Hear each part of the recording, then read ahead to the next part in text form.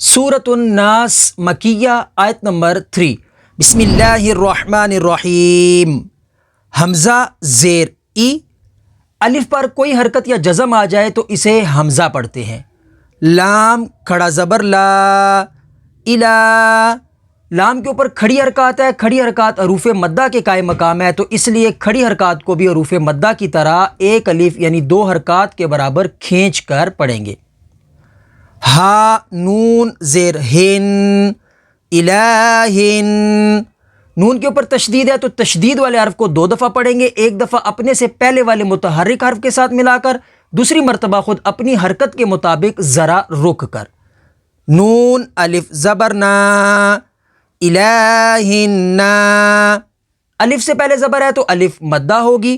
سین زیر سی، الہن ناسی، آگے وقف، الہ الناس، وقف تام کی وجہ سے سین کو ساکن کر دیں گے، حروف مدہ کے بعد عارضی سکون تو مد عارض ہوگی، الہ الناس۔